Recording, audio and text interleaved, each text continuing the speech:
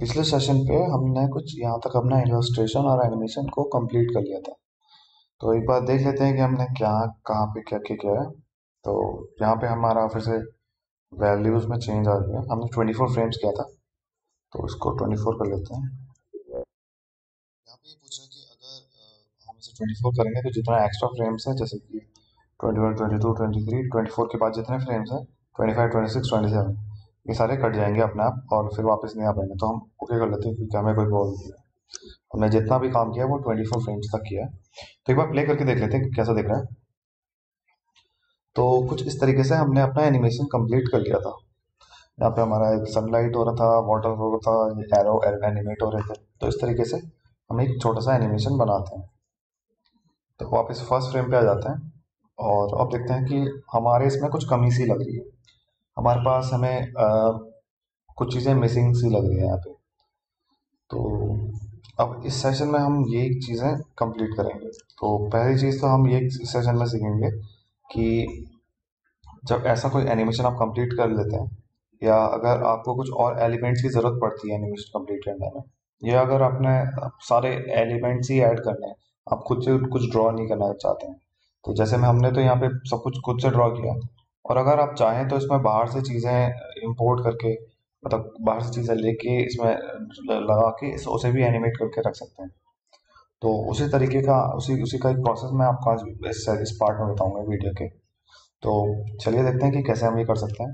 तो सबसे पहले हमें एक इमेज चाहिए जो हम यहाँ पे लाके इंपोर्ट कर सकें। तो इमेज जैसे कि हमने पिछली बार भी हमने जो इमेज ली थी, जब हमने फ्लावर और ये लिया था तो हमने इसे पीएनजी में सेव किया था। तो पीएनजी ट्रांसपेरेंट बैकग्राउंड के साथ होता है, तो हमें इस बार भी ये ध्यान रखना है कि हम जो इमेज लाएं वो ट्रांसपेरेंट बैकग्राउंड के साथ हो। तो अभी तो आप देख सकते हैं कि सब सही है। हम इसमें इमेज लेके आते हैं। हमने इसे मिड ग्राउंड में सेलेक्ट किया है ताकि जो हमारी इमेज आए वो फोरग्राउंड वाले एलिमेंट को ना छेड़े, क्योंकि इसमें हमने काफ़ी सारी अलग अलग चीज़ें करी है। तो हम मिड ग्राउंड में आते हैं और यहाँ पे इमेज लेके आते हैं। हम क्रोम खोल सकते हैं और यहाँ पे अपना एक इमेज चूज कर लेते हैं। Cloud cartoon cartoon transparent image choose लिख लेंगे, ट्रांसपेरेंट बैकग्राउंड लिख लेंगे। तो हमारे जितने भी ऑलमोस्ट ऑलमोस्ट ज़्यादातर यही होता है कि हमारी इमेजेस ट्रांसपेरेंट आती है। कभी कभार ऐसा होता है कि आपको यहाँ पे ये चेकर्स तो दिखेंगे लेकिन आपको असली इमेज ट्रांसपेरेंट नहीं होगी। तो एक बार खोल के देख लेते हैं इसे।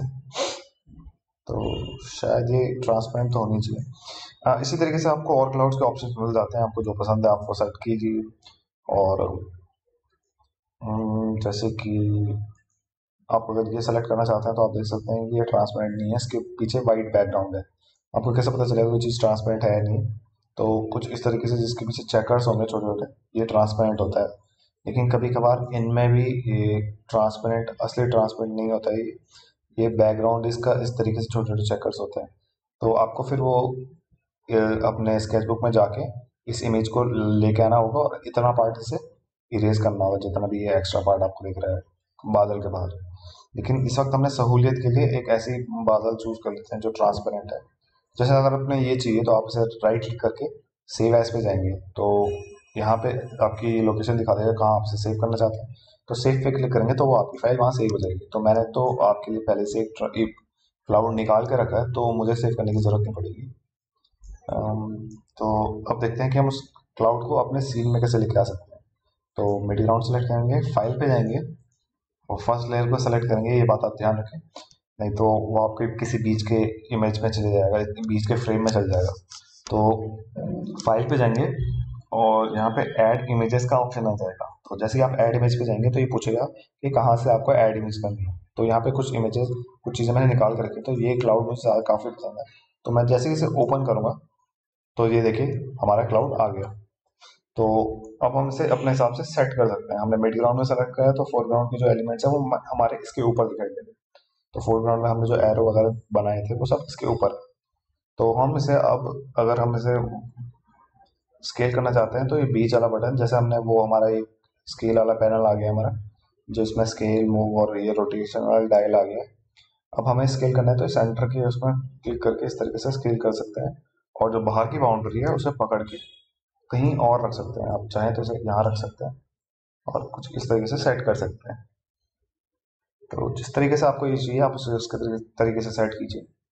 बादल और छोटे चाहिए तो और छोटे बादल रखिए, यहाँ पे रखिए सब। आपको पीछे दिखाना है तो थोड़ा ऐसे छोटा करके और ऐसे दिखाइए। तो अब आप इसे ऐसे रख सकते हैं। और अगर आप इस पर कंट्रोल सी कर देंगे तो आपका ये बादल कॉपी हो जाएगा। एक बार कंट्रोल सी कीजिए, मैं बताऊंगा कि आपको कंट्रोल सी क्यों करना है। कंट्रोल सी करेंगे तो अब आपका ये बादल कॉपी हो गया।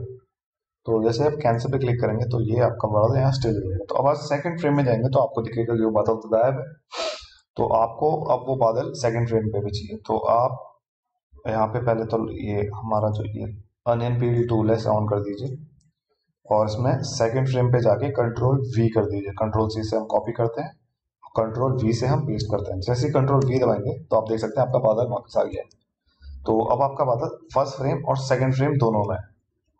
तो अब आप जैसे ऐसे कर लेंगे तो आपको यहाँ पे फिर से डायल मिल जाएगा जैसे आप इस बादल को एनिमेट करने वाले हैं। तो आप इसे थोड़ा और आगे लेके आइए बादल को और छोड़ दीजिए। फिर आप थर्ड फ्रेम में जाइए और इसी तरीके से कंट्रोल वी दबाइए। तो इसी तरीके से आपको हर फ्रेम में थोड़ा थोड़ा करके बादल को आगे बढ़ाना है। कंट्रोल वी करके पेस्ट करके थोड़ा थोड़ा आगे बढ़ाते रहिए। तो जब आपका ये बादल 24 फ्रेम तक एनिमेट हो जाएगा, आगे बढ़ जाएगा, तो ये आपको एक अच्छा सा एनिमेशन देखने को मिलेगा इसका। तो मैं इसी तरीके से हर फ्रेम में से थोड़ा थोड़ा करके आगे बढ़ा देता हूँ। 6 फ्रेम में थोड़ा और आगे बढ़ा दिया, 7 में थोड़ा और आगे बढ़ा दिया। इसी तरीके से आपको हर फ्रेम में से थोड़ा थोड़ा आगे करके बढ़ाते रहना है। तो मैं भी कुछ इसी तरीके कर रहा हूँ, हर फ्रेम में थोड़ा थोड़ा आगे बढ़ा रहा हूँ। और तब जैसे हमने एक फ्रेम में 2 बार कॉपी कर दिया। अब हम 10th फ्रेम में जाएंगे और कंट्रोल वी करेंगे तो इसे भी थोड़ा और आगे बढ़ा देंगे कुछ इस तरीके से। 11th फ्रेम में और आगे बढ़ा देंगे, 12th फ्रेम में कुछ और आगे बढ़ा देंगे और इस तरीके से हम धीरे धीरे करके से आगे बढ़ा देंगे। तो इस तरीके से हमारा कुछ सीन बन जाएगा तैयार ऑलमोस्ट ऑलमोस्ट।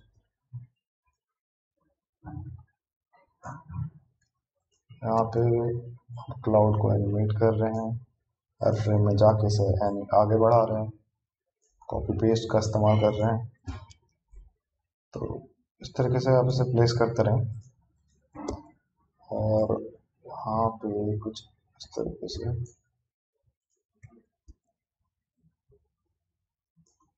इसे आगे बढ़ाते रहें। 24 फ्रेम तक आपको इसे जितना आगे बढ़ा सकते हैं आप इसे धीरे धीरे करके आगे बढ़ाते रहें। अगर आपका ये यहाँ पे कवर हो गया, आप इस सनफ्लावर के ऊपर आ गए, तो आप जो चाहे तो आप उल्टी साइड को भी एनिमेट कर सकते हैं। तो ऐसा लगेगा कि बादल पहले आगे गया फिर वो वापस पीछे की तरफ बढ़ा। तो अब हमने बादल ऑलमोस्ट सही जगह प्लेस कर दिया। अब एक बार चेक कर लेते हैं कि कैसा लग रहा है हमारा बादल का एनिमेशन। तो हम जैसे प्ले करेंगे तो आप देख सकते हैं कि आपका बादल धीरे धीरे करके आगे बढ़ रहा है। तो मैंने तो यहाँ पे सिर्फ एक बादल ऐड किया, आप चाहें तो और रंग के या और अलग अलग बादल ऐड कर सकते हैं। तो अब ये सीन हमारा थोड़ा सा ऐसा भरने सा लग गया, खाली खाली सी जो खाली बैकग्राउंड वाइट था उसके हिसाब से अब थोड़ा ज़्यादा अच्छा दिखने लग गया ये। तो इसी तरीके से आप चाहें तो इसमें 2-3 और बादल ऐड कर सकते हैं। तो आप 2-3 और बादल ऐड कीजिए, या आपने जैसे पहले कॉपी किया था तो आप उसे कंट्रोल वी करेंगे तो वापस से आ जाएगा। आप इसे यहाँ प्लेस कर सकते हैं, इसे स्केल कर सकते हैं और छोटा कर सकते हैं, फिर यहाँ से एनिमेट कर सकते हैं इस तरीके से। तो इस तरीके से आप बादल ऐड कर सकते हैं। अब हमें एक देख लेते हैं कि हम और अगर एलिमेंट ऐड करना चाहें तो कैसे कर सकते हैं। तो अभी हम CO2 का मॉलिक्यूल ऐड कर सकते हैं। तो यहाँ पे हम CO2 को सिर्फ एरो से दिखा रहे हैं।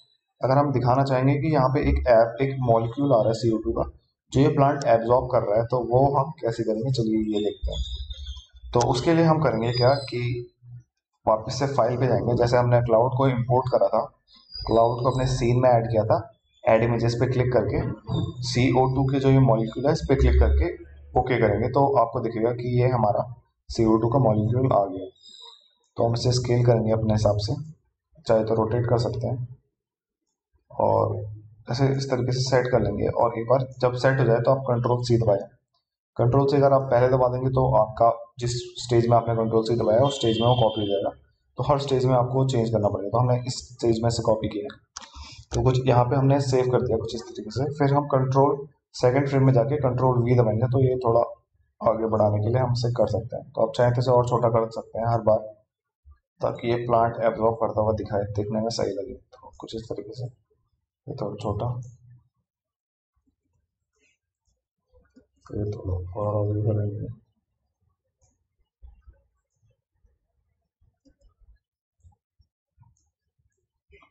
चाहे तो इसे छोटा करते रह सकते हैं।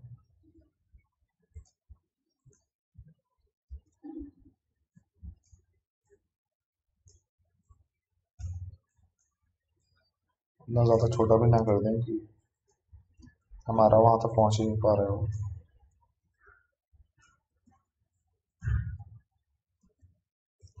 तो इस तरीके से कंट्रोल वी कंट्रोल सी करके आप अपने कार्बन डाई के मॉलिक्यूल को थोड़ा थोड़ा करके आगे बढ़ा सकते हैं।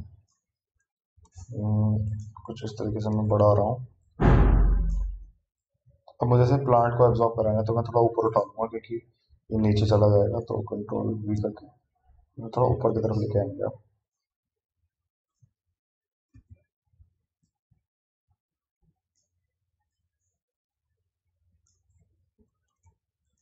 आप चाहें तो बीच में भी कंट्रोल सी दबा सकते हैं। जिस स्टेज में, अगर मैंने यहाँ पे इस मॉलिक्यूल को यहाँ पे कॉपी करना है तो यहाँ पे मैं कंट्रोल सी दबा सकता हूँ।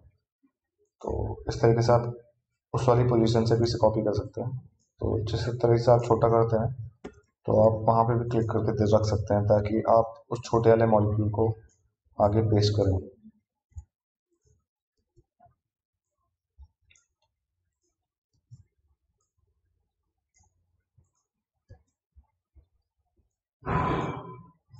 अब मैं इसे थोड़ा और छोटा बना देता हूँ और लास्ट में बहुत छोटा बना दूंगा और इसे कुछ यहाँ पे प्लेस कर दें। तो इस तरीके से हमारा ऑलमोस्ट ऑलमोस्ट आपको लगेगा कि हमारा एनिमेशन कंप्लीट हो गया है।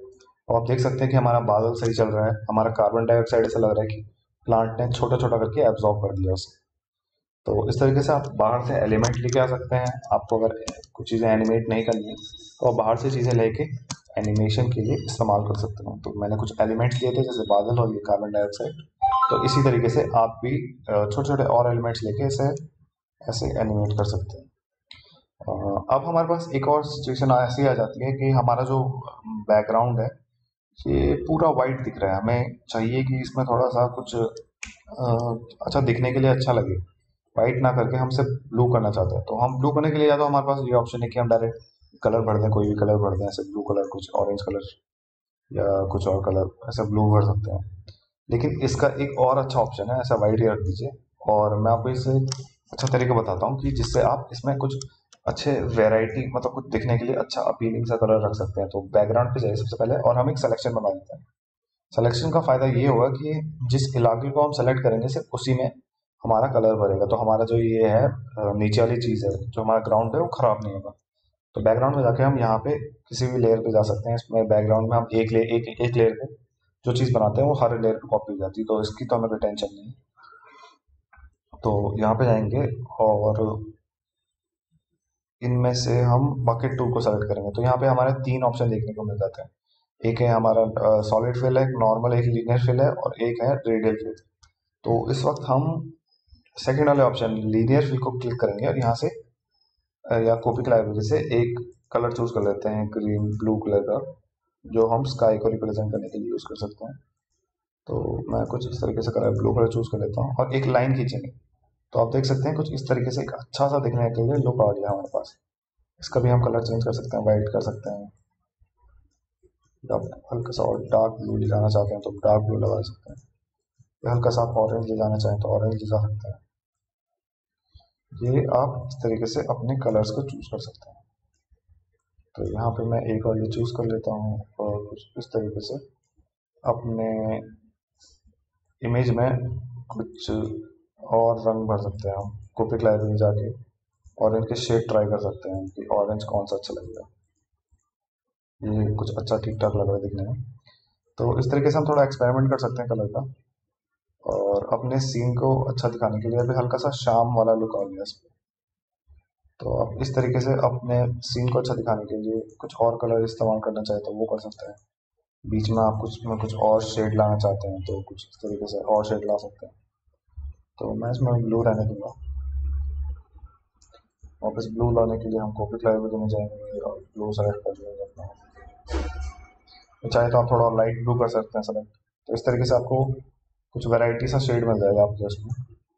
तो मुझे तो ठीक लग रहा है ये, अभी कोई प्रॉब्लम नहीं है। अगर मुझे कुछ चेंज करना होगा तो मैं इसे बाद में एडिट कर सकता हूँ, क्योंकि ये देखिए कुछ इस तरीके से आपसे आसानी से एडिट कर सकते हैं। इसमें भी हम ब्लू कलर ही कर देते हैं, ताकि ये आप चाहें तो इसको, इसमें कौन सा कलर करना चाहेंगे देख लेते हैं कुछ कलर के साथ।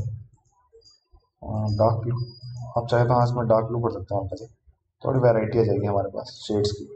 तो आप देख सकते हैं स्काई हमारा एक शेड का तो होता नहीं, हम हल्का सा ऊपर डार्क ब्लू करते हैं, नीचे नीचे आते थोड़ा ऑरेंज सा हो गया, मतलब ज़मीन पे टच होती ऑरेंज सा हो गया। तो इस तरीके से हम कुछ भी ऐसे कलर फिल करके हम ग्रेडियंट का इस्तेमाल कर सकते हैं। तो ग्रेडियंट का इस्तेमाल करके हमारा आप देख सकते हैं कि हम हमारा एक सा कलर आपको एक स्ट्रेट लाइन नहीं दिखते थे, हमारा यहाँ पे दो तीन कलर की वैरायटी आपको देखने को मिल जाती है।